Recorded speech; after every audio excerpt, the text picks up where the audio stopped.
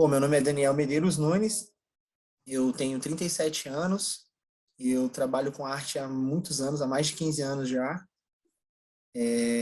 Bom, eu sou poeta, sou músico, eu sou ator, palhaço, trabalho com produção cultural, trabalho no Sound System aqui de Brasília, o Gamaica Sound System, que é um sound system grande, um sistema de som de rua.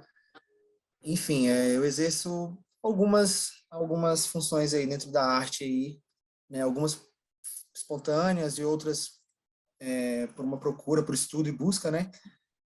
Atualmente eu faço parte de um grupo chamado Mendigos de Gravata, né? Que a gente tem um espaço, que é o Espaço Multicultural, que é uma ocupação na X Norte, no Gama, onde a gente dá oficina de teatro, manipulação de boneco, confecção do teatro de boneco, e também trabalho com teatro de boneco, né? Eu tenho um trabalho aí, um espetáculo aí, o Seu Chico, e assim, a arte, né? Eu comecei vendo minha família, meus tios, né, tocando em casa, e aí fui me interessando pela música, e daí em diante fui buscando outras coisas, né, fui estudar artes na faculdade do Sina, depois fiz técnico em audiovisual lá no IFB, no Instituto Federal de Brasília, também buscando essa identidade dentro da arte, poder trazer o audiovisual para captar as outras artes que eu já fazia, né. Fiz parte de um coletivo de poetas representando a minha cidade, que é o Gama, que aí a gente saiu esse livro aqui, não sei se dá para ver, é o Gama de Poesia, um livro que saiu aqui na cidade, com vários poetas, eu tive a honra de participar, né? Inclusive, essa semana foi o dia do poeta, né? Então, assim, a arte ela veio para mim, assim, muito espontânea, assim, no meio do que eu andava, assim, das pessoas, mas, na verdade, mesmo, assim, meu primeiro contato e decisão de praticar, de fazer alguma arte foi o teatro, e eu tinha 14 anos, eu vi a minha primeira peça, e é muito curiosa essa história, porque foi a minha primeira peça que eu assisti, foi o espetáculo do Mendigos de Gravata, que hoje em dia eu faço parte da companhia. Mas nessa época eu tinha 14 anos e eles estavam com um espetáculo, que é o Migalhas, e eu assisti aquilo no colégio, né? Foi no auditório do CG.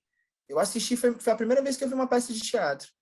E foi na escola esse contato. E quando eu assisti, eu achei aquilo incrível, maravilhoso, assim, eu fiquei encantado com a luz, com a cena, com a fala, com o texto que ele decorou. Aquilo mexeu muito comigo, né? E depois, assim, de uma semana que eu assisti essa peça, depois de um mês, eu acho, os, os atores da peça deram oficina de teatro, que foi o José Ricardo. E aí o Ricardo, conhecido como Ricardo Pendura, quando ele deu essa oficina de teatro, eu fiz uma oficina de teatro básica, e dali em diante foi, foi o que eu sabia que eu queria fazer arte, poesia, música, não interessa, eu queria estar ali no palco, e principalmente podendo me expressar. Eu acho que eu entendi que eu poderia ser uma força de expressão ali, uma coisa, um veículo para expressar muitas coisas. E aí, curiosamente, eu vendo esse espetáculo do Migalhas, do Mendigo de Gravata, fiz a oficina e anos depois eles me convidaram para fazer um espetáculo e hoje em dia eu faço parte dessa companhia, que foi a primeira companhia que eu vi, foi o primeiro teatro que eu vi ao vivo. Inclusive, hoje em dia, a gente está ensaiando esse mesmo espetáculo que eu vi pela primeira vez, só que reformulado agora, né? 20 anos depois, reformulado para os tempos de hoje, mas é o mesmo espetáculo. Então é muito curioso isso, essa volta que a arte fez na minha vida, e hoje em dia eu poder participar do grupo que me deu a primeira oportunidade de ter contato com teatro. Então isso é bem gratificante para mim. A arte, para mim, ela representa resistência. Acho que é o que a arte representa. Porque se você parar para pensar assim, as artes rupestres, as artes dos tempos antigos, elas resistiram ao tempo e contam a história, né? Como a gente conhece. Elas dão para a gente essa noção, essa linha do tempo, através da existência e da resistência do tempo que elas tiveram, né? A gente consegue contar um pouco da nossa história através da arte. Então, eu acho que a arte ela tem essa capacidade de eternizar algumas coisas e de catalisar o tempo, né? Mostrar o que está acontecendo naquele tempo e naquele espaço ali, naquele período da humanidade. Eu acho que a arte, para mim, ela é, sem dúvida, resistência. E no sentido, para eu fazer a minha arte, eu acho que o que me levou foi muitas questões sociais também, políticas, ideológicas, né? Eu acho que você começa a ler certos autores da literatura brasileira, da América Latina, e você começa a entender um pouco a situação do nosso país e nossa condição de latino-americano, nossa condição de brasileiro. E aí você, através dessas reflexões da arte, você começa também a canalizar e entender com qual pensamento você se caracteriza mais, né? Com qual linha de pensamento mais você se identifica. E aí ela desencadeia para as artes, no geral, para todas as manifestações artísticas, música, literatura, teatro, cinema, né? Eu acho que a arte, ela tem, para mim, ela sempre vai ser esse espaço, esse lugar de resistência, esse lugar onde pode resistir ao tempo, resistir à opressão, resistir a desgovernos, a forças opressoras, e, enfim, a preconceitos, né? A arte, ela consegue transgredir e é exatamente com a arte que a gente ultrapassa certos preconceitos, certos aspectos da arte, certos aspectos da sociedade, é através da arte que a gente consegue ultrapassar ele. Eu acho que nem toda guerra ela consegue trazer um pensamento firme igual a arte consegue, sabe? A arte ela consegue entrar na vida das pessoas num local onde certas coisas não vão, onde só a ideologia talvez não chegasse. Então é necessário usar da arte para poder tocar as pessoas. Eu acho que a arte, além da resistência, ela tem essa conectividade. Ela consegue conectar coisas e trazer sensações e emoções em lugares que a gente não consegue chegar com outras coisas, a não ser com pensamento artístico, né? Eu acho que ela quebra essas fronteiras, assim, a arte.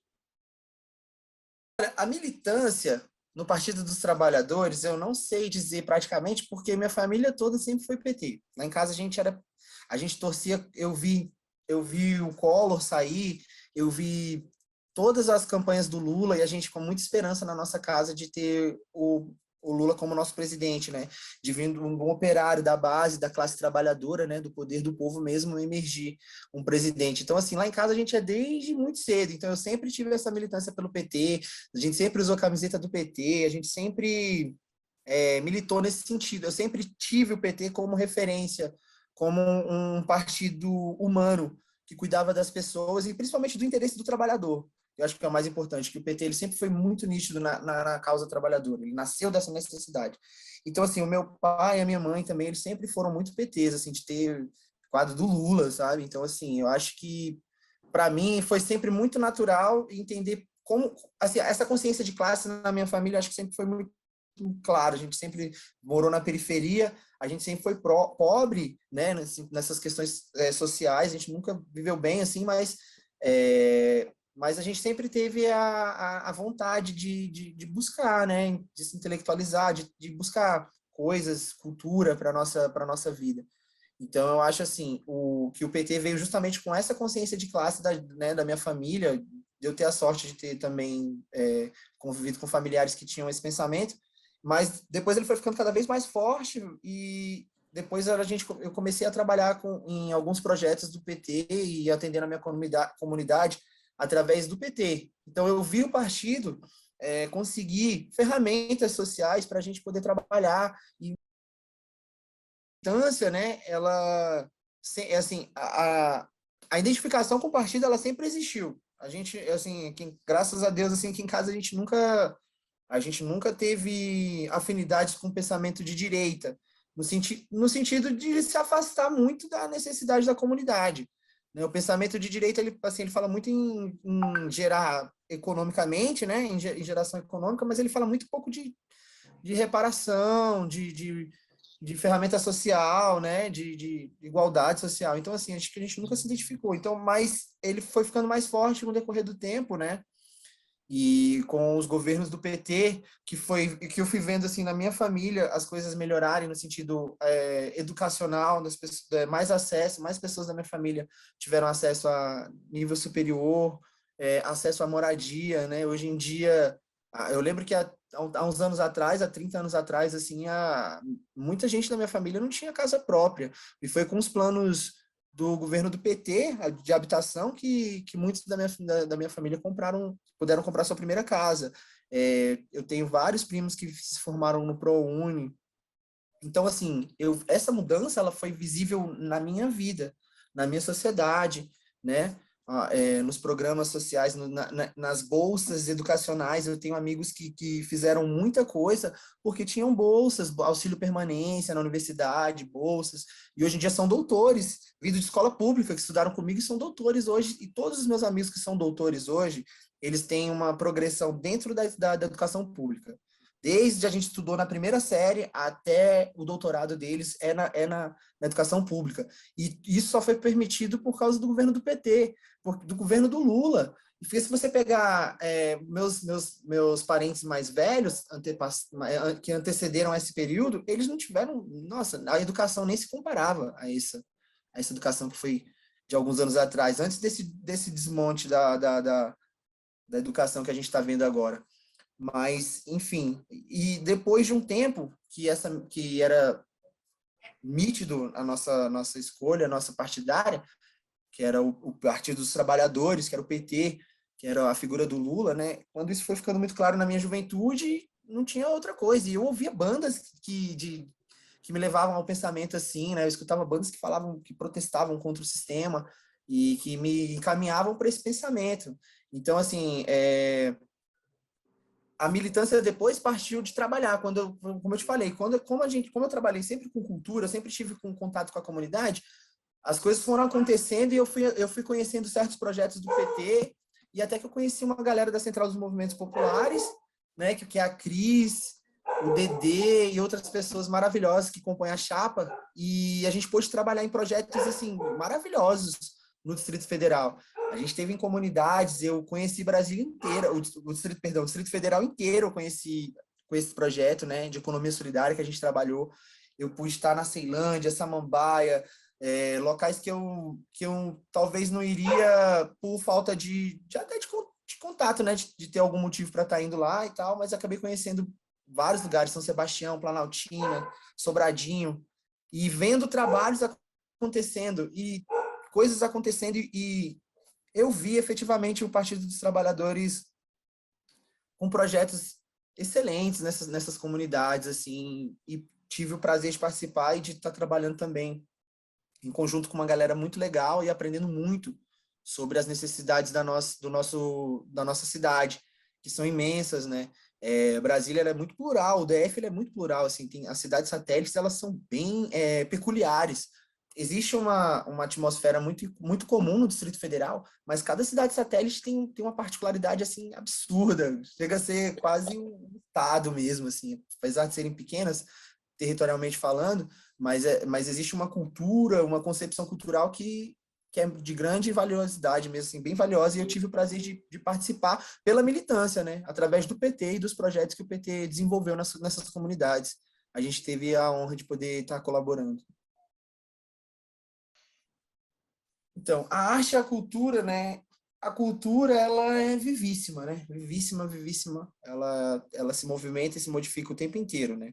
E, assim, é engraçado isso, essa valorização eurocêntrica que a gente faz de cultura, né? Que a gente acha que cultura é o clássico europeu, erudito e alguma coisa assim, que muita gente tem essa concepção. E sendo que no nosso país a cultura começa ali na nossa comida. A arte de fazer a comida que a gente faz, ela remonta uma história de sobrevivência, de resistência. Então, culturalmente, a gente já se alimenta com comidas simbólicas, né? Então, já existe um simbolismo ali, uma semiótica no nosso alimento, na composição do nosso alimento, na forma que ele é feito. Então, assim, como eu trabalho com expressões populares, e a expressão popular, ela é essa manutenção passada de geração por geração, e sempre recebe essa modificação temporal, né? Ela recebe essa roupagem para se adequar ao tempo em que ela está sendo retratada. Mas eu fico vendo assim que é muito triste, assim, o que a gente teve nesse período agora foi uma construção cultural baseadas em valores de fora. A gente viu campanhas eleitorais com iconografias que lembravam coisas do estrangeiro, coisas do cinema hollywoodiano, coisas de revoluções capitalistas dos Estados Unidos, e a gente viu isso muito carregado na semiótica das campanhas, no simbolismo das campanhas passadas, e você viu muita gente aderindo a esse pensamento. Então, assim, é muito triste quando você percebe que as pessoas têm como modelo de referência a Europa ou a América do Norte, né? E colocam aquilo como uma cultura, que eles acham que cultura é aquilo que eles fazem, né? E você vê as pessoas... É muito triste você falar, ah, mas no Brasil não sei o quê. Ah, mas no Brasil não faz cinema. Ah, no Brasil não sei o quê. Cara, a gente tem um dos maiores cinemas do mundo, assim, a nível de culturalmente falando, como as pessoas utilizam pejorativamente esse termo, o Brasil, a gente, desde Glauber Rocha, cara, desde outros caras, a gente é referência em cinema arte, né? A gente tem a Tropicália, tem movimentos aqui no Brasil que são referências até hoje em estudos sobre arte, sobre expressões é, no mundo inteiro, sabe? A gente tem Mangue Beat, a gente teve... Isso eu tô falando, assim, coisas que extravasaram, que ultrapassaram os limites do nosso país, né? A gente tem bandas que tocam que são referências, que criaram estilos fora do país, né? Mas, assim, é lamentável quando a gente acha que a cultura do nosso país ela tem que ser comparada, tem que se equivaler com a cultura de fora, né? Como se a gente precisasse passar por esse crivo e provar que nossa arte é... Só que a gente, ao meu ver, como fazedor de cultura, nós temos uma das maiores culturas do mundo, assim, por mais que a gente, porque a gente está passando por um momento em que a globalização ela tende a criar culturas globais, né? E algumas identidades acabam se sumindo no meio dessa globalização. Algumas culturas vão sumindo no meio disso, né? Mas no Brasil, quando a gente para pensar, desde o prato de comida, mamulengo, frevo, quantas expressões musicais nós temos? Quantas expressões? Se a gente for falar só da música, só de músicas idêmicas, músicas feitas somente aqui no Brasil, nossa, a gente vai perder horas, é um leque imenso de cultura, de música regional, música popular, coco, ciranda, maracatu e etc. Tem tantas outras, né? Congada, enfim, são várias. Só na música. No teatro, a gente não precisa nem falar. Tem o mambembe, tem o mamulengo, né? Tem o teatro de rua, tem tanta coisa aqui legal. Tem a quadrilha, a própria quadrilha, a festa junina. Aquilo é um teatro, né? O nosso carnaval é um teatro aberto, é um dos maiores teatros abertos do mundo. Então, assim, o papel fundamental da arte é justamente esse, criar identidade cultural, criar essa capacidade de você se enxergar e falar, isso é maravilhoso, isso é lindo. E eu fico triste de uma juventude que hoje em dia já temos vários adultos, jovens adultos e jovens senhores que mastigaram essa cultura da pop art dos anos 80, de lá para cá, e acham que tudo que vem de fora é o melhor. Tem uma música do Nação Zumbi que ele fala bem assim, necessidades adquiridas na sessão da tarde. A revolução não vai passar na TV, é verdade. Sou a favor da melô do camelô, mas 100% anti-anúncio alienante. Então, eu acho que é muito isso, as nossas necessidades, acho que a gente mais novo, assim, a galera assim, mais da minha geração, sonhou até com high school, assim, com aquele negócio de festa de fim de ano do colégio norte-americano, de ver nos filmes, né? De ver na televisão essa cultura de fora. E aí a gente acabou esquecendo a nossa, né? Mas o Brasil teve alguns movimentos para reparar isso e para trazer essa capacidade da gente se orgulhar e falar assim, cara, meu país é lindo, minha cultura é maravilhosa, eu não preciso ficar me comparando com nada lá fora. Então, eu acho assim, quando se fala em arte e cultura, eu acredito que quando a arte tem esse papel de reforçar a identidade, de reforçar a identidade regional, de reforçar a identidade individual também, e da expressão do brasileiro, eu acho que essa arte, ela caminha com potencial de transformação. Eu acho que o resto é ilusão, vem de fora, são ilusões, são parâmetros que a gente não deve jamais colocar a nossa cultura dentro dessas caixas para tentar se adequar a elas ou comparar a nossa cultura com a cultura de outros povos, sem desrespeitar, e acredito que se faz muita coisa boa também lá fora. Mas eu acho que o foco principal é a gente entender que aqui é um caldeirão, um bioma riquíssimo de arte e de cultura, que deve ser explorado, celebrado, cultuado, né? Acima de tudo, respeitado. Eu acho que é isso. Bom, eu acho que o papel da cultura para esse resgate da nossa identidade, eu acho que é necessário, principalmente em reparação, porque nós somos um país praticamente indígena, afro-indígena, né? Essa é a realidade do nosso país brasileiro, do Brasil é essa, que ele é afro-indígena, ele foi colonizado, né, e utilizado da escravidão do povo negro, do povo preto da África e dos povos indígenas.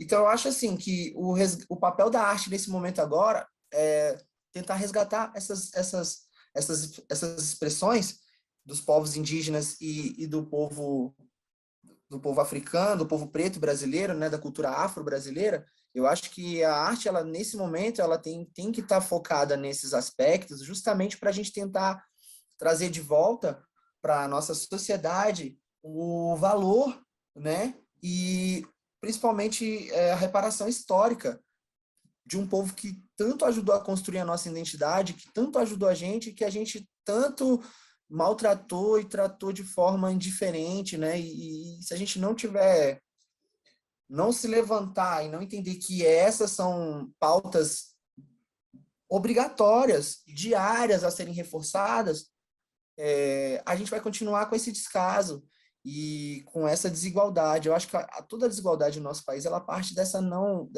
de não assumir esse grande absurdo que foi feito no nosso país há 1.500 anos, né? Foram 8 milhões de povos indígenas mortos do período da colonização para cá.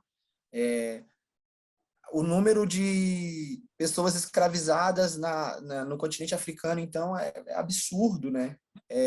E eu acho que a arte agora, nesse momento, ela tem que valorizar essas questões do nosso país, o respeito a essas culturas e a valorização do culto e da celebração desses povos, porque se a gente não encarar eles como a nossa identidade, a gente vai estar sempre vulnerável e acreditando que a grama do vizinho é mais verde. E com esse papo, né, com esse way of life aí, e com essas ideias de que lá fora é que é o certo e a referência, e não é lá fora. Tudo que acontece lá fora é muito legal, muito bacana, cheio de recursos, porque foi explorado por países de terceiro mundo iguais ao nosso. Toda essa idolatria que as pessoas têm para esses países desenvolvidos que fique bem claro para as pessoas. Eu acho que quando a gente reforçar a cultura indígena e a cultura afro-brasileira, quando a gente reforça isso, fica mais nítido esse estrago que eles fizeram com a gente e talvez essa idolatria ao que vem de fora,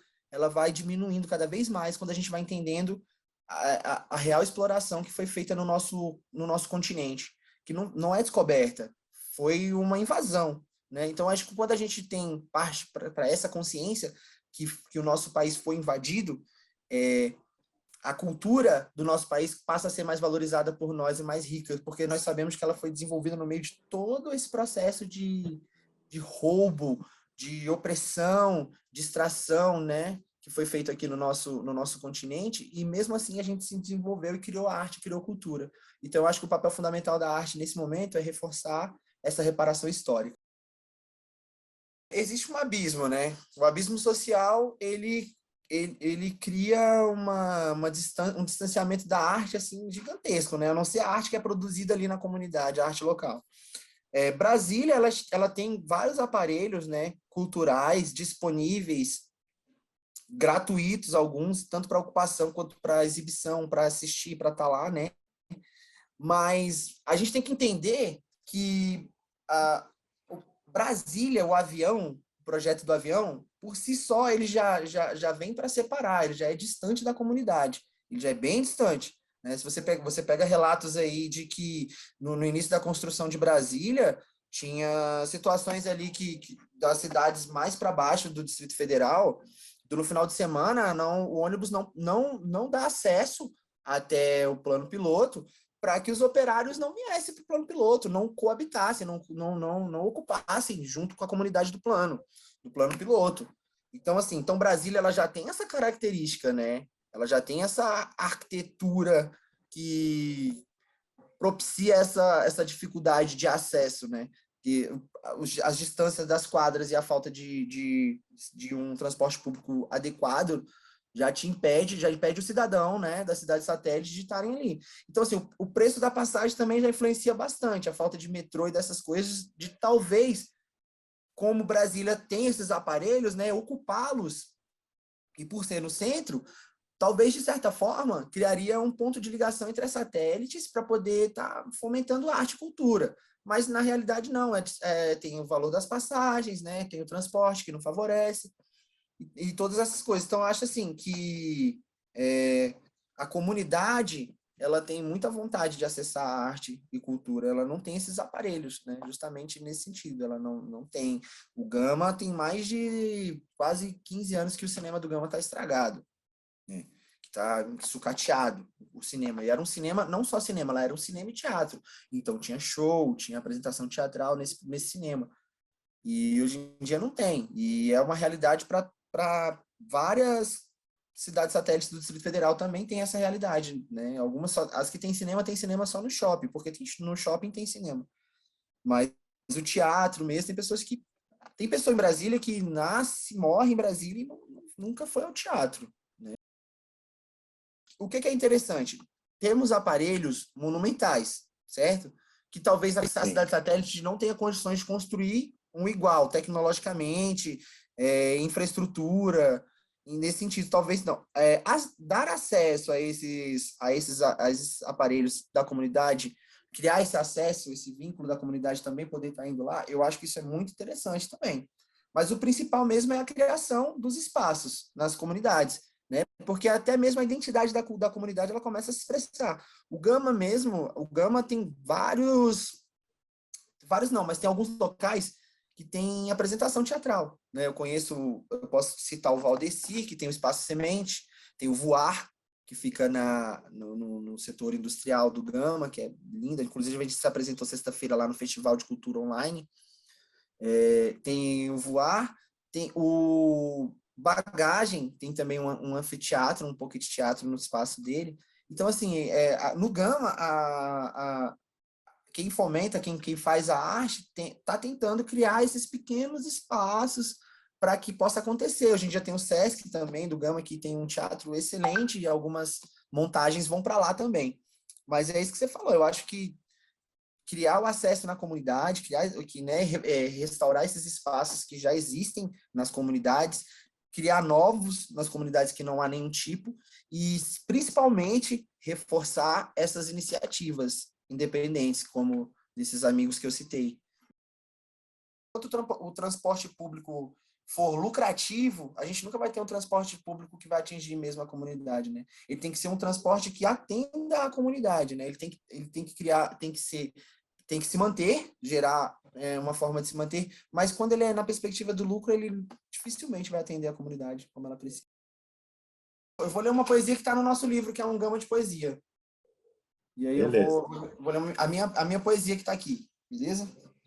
Beleza. E, inclusive, dia 15 agora foi o dia do poeta, né? Acho que foi dia 15, se eu não me engano. Bom, como a gente conversou, eu acho que as questões sociais, elas implicam muito na cultura e na arte. Então, esse poema chama Outdoor, e ele fala justamente sobre essas questões do capitalismo. Outdoor. Suas luzes me cegam o juízo, injetando angústia naquilo que não tenho. Tudo que eu tenho é verdade nos olhos, e tudo que eu toco saiu do seu laboratório. Eu pedi a verdade, quando ela vem em conexão turbo, não aliviou nada. Eu baixo um programa com você através do pensamento. Eu tenho lentes biomecânicas que te mostram nesse momento. Eu tenho jets que radiografitam no muro meus sentimentos. Eu carrego minhas emoções, faço download de sensações. Navego, embolado, cansado, me afogo entre os vinhos e tragos. Consumo para sumir com as minhas ideias. Eu faço o terrorismo virtual. Eu uso a sua máquina, mas não sou digital. No paraíso digital, minha Eva é um androide programada para dizer que me ama. No comando de voz com palavras para me levar para a cama. Meu fruto proibido é transgênico e genérico. Meu coração é um disco rígido e severo comigo mesmo. Eu sou um produto que você criou. Quando ligou a TV e não me encontrou. Nessa batalha em rede que a vida se tornou, o mais novo me vence, mas não me convence, porque a felicidade ela foi vendida e bem paga, pagã desgovernada, e nada do que eu falo muda seu pensamento, que funciona como uma foto parada no tempo, criando no universo angústia e tormento. Talvez eu tenha sorte, talvez eu tenha vida e morte, talvez eu não vire um Android, talvez eu não vire um programa da Microsoft. Isso aí, outdoor.